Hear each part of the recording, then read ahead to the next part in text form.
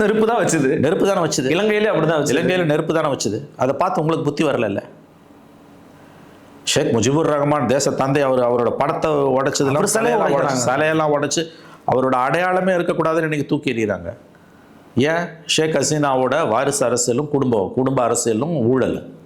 அதைத்தான் நான் சொல்கிறேன். ராஜபக்ஷா அங்கே வாரிசு அரசியலும் ஊழல். இன்னொன்று தெரிஞ்சுக்கோங்க, வாரிசு அரசியல் வந்துன்னா ஊழல் நீக்கமர வந்துடும். ஊழல்னா டாலரபிள் லெவலில் தாண்டி இன்டாலரபிள் ஊழல் வந்துடும். ஆகவே சசி தரூர் அவர்களுடைய அந்த கட்டுரை மிக மிக நியாயமான கட்டுரை. I think it's a wake up call. இந்திய ஜனநாயகத்துக்கு அது ஒரு அறைகூவல் என்று நான் பார்க்கிறேன். Indian democracy is at cross roads.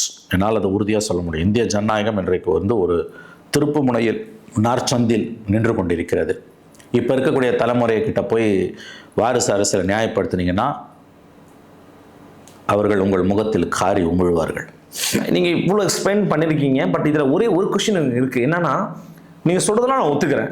ஆமாம், வாரிசு அரசியல் வரக்கூடாது, தப்பு தான் சொல்கிறீங்க. பட் அவன் என்ன பண்ணுவான்? நான் இவருக்கு பிறந்ததன் காரணமாகவே எனக்கு இருக்கக்கூடிய ஆசையை நான் நிராகரிக்கணுங்கிறது எப்படி நியாயமா இருக்கும்? முட்டாள்தனமான ஆர்குமெண்ட். இல்லை, ஒரு நிமிஷம் சார். இப்போ நான் ஒரு தலைவரோட பையன் சார். எனக்கு அவர் பையனா பிறந்தது ஒன்று மட்டுமே எனக்கு தகுதி இல்லாததா மாறிடுதா? திரும்ப சொல்லுங்க, நீங்கள் தவறான பார்வையில் பார்க்குறீங்க. இந்த பிரச்சனையை எந்த கோணத்துலேருந்து பார்க்கணும்? ஜனநாயகத்தின் கோணத்திலேருந்து, வெகுஜன மக்கள் கோணத்திலேருந்து பார்க்கணுமா, தலைவரோட பிள்ளையோட கோணத்திலேருந்து பார்க்கணுமா? உண்மையிலேயே தலைவரோட பிள்ளைக்கு தகுதி இருந்தால் அது ஆட்டோமேட்டிக்காக வரும். அது அரிதிலும் அரிதானது. 1-2 எப்பயோ வரும். ஆனால் பட் அமெரிக்காலேயே ஹில்லரி கிளின்டன் தோற்று போனாங்க. புஷ்ஷில் 2 புஷ்ஷும் ஜெயிச்சாங்க. அடுத்து வர முடியல யாரும். ஒபாமா வீட்டிலேருந்து யாரும் வர முடியல. ட்ரம்ப் வீட்டிலேருந்து யாரும் வர முடியல. ஆனால் தகுதி உள்ளவங்களுக்கும் அங்கே வாய்ப்பு இருக்குது. அதை தான் நான் சொல்கிறேன். இந்த பிரச்சனையை எந்த கோணத்திலேருந்து பார்க்கணும்னா, ஜனநாயகத்தின் பார்வையிலிருந்தும் பொதுமக்கள் பார்வையிலிருந்தும் இதை பார்க்கணும். ஃபைன்.